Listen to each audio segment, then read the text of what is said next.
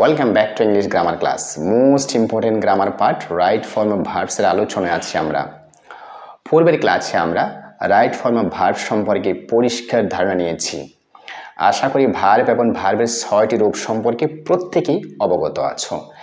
একটি মাত্র ছোট্ট লেকচার দিয়ে আমি রাইট ফর্ম অফ ভার্বসের মূল লেকচারটা শেষ করেছি।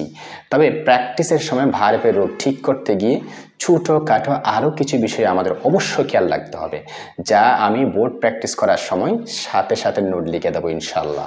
তোমরা প্রতিটি বোর্ড প্র্যাকটিস শুরু থেকে শেষ পর্যন্ত দেখবে, এতে করে রাইট ফর্ম অফ ভার্বসের গ্রামার পার্টে কখনো ভুল হবে না ইনশাল্লাহ।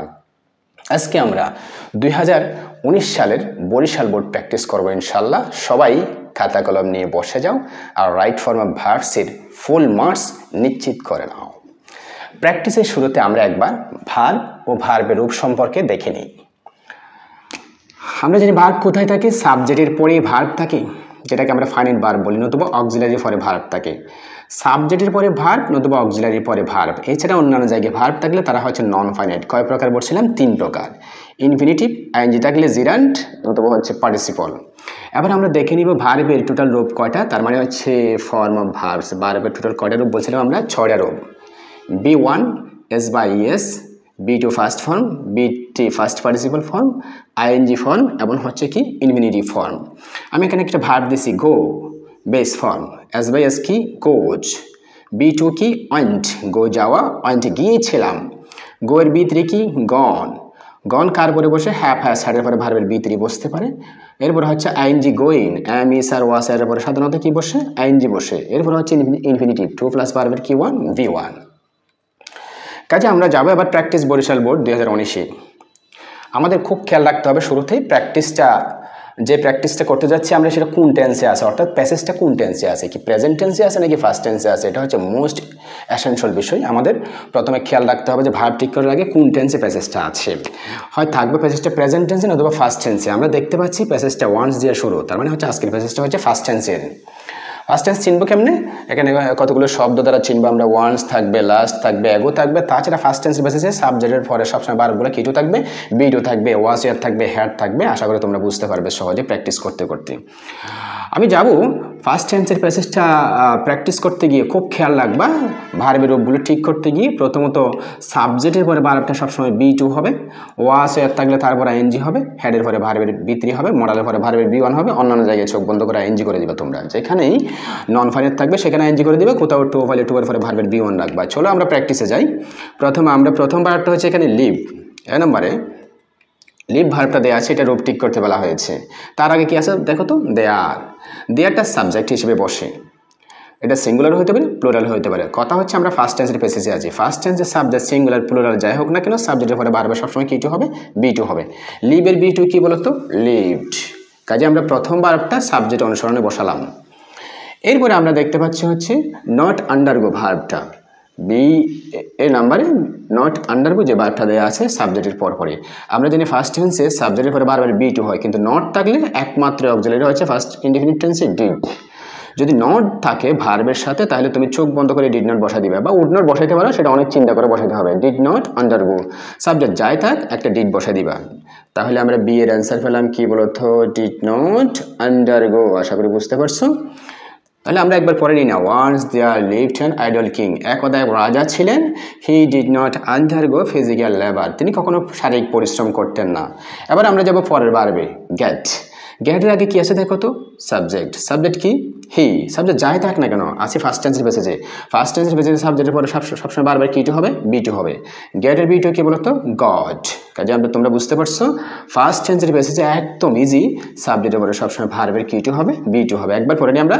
অ্যাজ এ রেজাল্ট, ফলে হি গট বাল্কি, রাজা খুব মোটা হয়ে গেছে। And could not move from one to another, সে একদম এদিক ওদিক চলাফেরাই করতে পারে না। এরপরে আমরা পরের ভার্বে যাব কল। কলের আগে কি আছে দেখো তো? সাবজেক্ট আছে হচ্ছে ফার্স্ট টেন্সের বেসিসে। ফার্স্ট টেন্সের সাবজেক্টের পরে সবসময় ভার্বের কি হবে? B2 হবে। কলের B2 কি? কল। কাজে ডি এর অ্যান্সার পেলাম কল। তার মানে আমরা আগে একবার পড়ে নিই। He called in a doctor, রাজা একজন চিকিৎসককে ডাকলেন। দ্য ডক্টর বিভার্ব বসাইতে বলছে। ফার্স্ট টেন্সের বিভার্ব দুইটা, একটা হচ্ছে ওয়াজ আর একটা হচ্ছে কি? অয়া। বিভার্বের আগে শুধু সাবজেক্ট থাকে। ফার্স্ট টেন্সের বেসিসে সাবজেক্ট যদি সিঙ্গুলার থাকে বিভার্ব হবে কি বলতো? ওয়াজ। তাহলে ই এর অ্যান্সার হচ্ছে কি বলতো was. The doctor was clever and wise. Doctor চিকিৎসক খুব চালাক এবং জ্ঞানী ছিলেন। এরপরের ভার্বে যাব আমরা প্রেসক্রাইব। প্রেসক্রাইবের আগে এই ভার্বটা ঠিক করতে বলা হয়েছে F নম্বরে।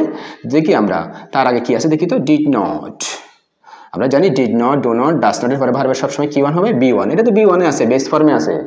এই যে ভার্বগুলো দেওয়া থাকবে সবসময় বেস ফর্মে, কাজে did not, do not, does not এর পরে সবসময় ভার্বের কি ওয়ান হবে, বি ওয়ান হবে, যেমন আছে তেমন, কোনো পরিবর্তন হবে না। প্রেসক্রাইব একবার পরে নি আমরা, হি did not prescribe any medicine for the king. চিকিৎসক রাজার জন্য কোনো মেডিসিন দিল না। হি আস্কড দ্য কিং, রাজাকে জিজ্ঞাসা করা হলো টু বাই এ ক্লাব, একটা ক্লাব কিনা যাবে কিনা। এন দেখি আমরা পরের ভার্বটা হচ্ছে মুভ। মুভের আগে কি আছে দেখো তো, এন। এন আছে মানে সুজা, ঠিক এই সেন্টেন্সের আগের ভার্বে চলে যাবে। আগের ভার্ব কোনটা বলো তো, আস্কড, কারণ ভার্ব কোথায় থাকে, সাবজেক্টের পরে। খুব খেয়াল রাখবে, ভার্বের আগে যদি এন থাকে ঠিক আগের ভার্ব যেই ফর্মে থাকে এনের পরের ভার্ব ঠিক ওই ফর্মে থাকবে। আগের ভার্ব হচ্ছে আস্কড, বি টু আছে, এটাও বি টু হবে। মুভের বি টু কি বলো তো, মুভড। আশা করি তোমরা বুঝতে পারছো। এরপরে যাবো আমরা ঠিক পরের ভার্বে গেট। এই গেটের আগে কি আছে দেখো তো, সাবজেক্ট আছে। পসেসিভ সবসময় সাবজেক্ট হবে, তার সাথে নাউন থাকবে, যেহেতু টিলের পরে আরেকটা সেন্টেন্সের অংশ শুরু হচ্ছে। গেট, গেটের আগে কি আছে, হিজ হ্যান্ড, সাবজেক্ট। ফার্স্ট টেন্সের বেসিসে আছি আমরা। ফার্স্ট টেন্সের সাবজেক্টের পরে বারবার সবসময় কি টু হবে, বি টু হবে। গেটের বি টু কি বলতো, গজ। এরপরে আমি যাব হচ্ছে পরেরটাতে আই নাম্বারে ফলো। ফলোর আগে কি আছে দেখো তো, স্টার্টেড, একটা ভার্ব আছে, তার আগে কি আছে দেখো তো, সাবজেক্ট। সাবজেক্ট ভার্ব, আমরা আগে বলেছিলাম একটা সেন্টেন্সে একটাই সাবজেক্ট থাকবে, একটাই ভার্ব থাকবে। অন্যান্য জায়গায় যদি ভার্ব থাকে তারা হচ্ছে নন ফাইনাইট।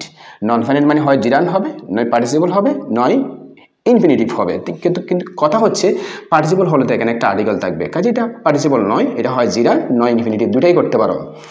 যদি ইনফিনিটিভ করো তাহলে হবে কি বলতো, টু প্লাস ভার্বের বি ওয়ান, তার মানে হচ্ছে টু ফলো। নতুবা করবা হচ্ছে জিরান্ট, ভার্বের সাথে আইনজি যুক্ত করবা। এই জায়গায় আমি আরেকবার বলে দিচ্ছি, তোমরা খুব খেয়াল রাখবে, ভার্বের আগে হচ্ছে আরেকটা ভার্ব। সাধারণত আমরা নিয়ম শিখি এভাবে, দুইটা ভার্ব পাশাপাশি থাকলে পরের ভার্বের সাথে আইনজি যুক্ত হয়। এটা কোনো নিয়ম হতে পারে না। কেন আইনজি করছো, কারণ আইনজি করছো হচ্ছে যে জিরান। কেন টু প্লাস ভার্বের বি ওয়ান করছো, কারণ এটা ইনফিনিটিভ। কাজে তোমরা এভাবে অ্যান্সারটা দেওয়ার চেষ্টা করবা।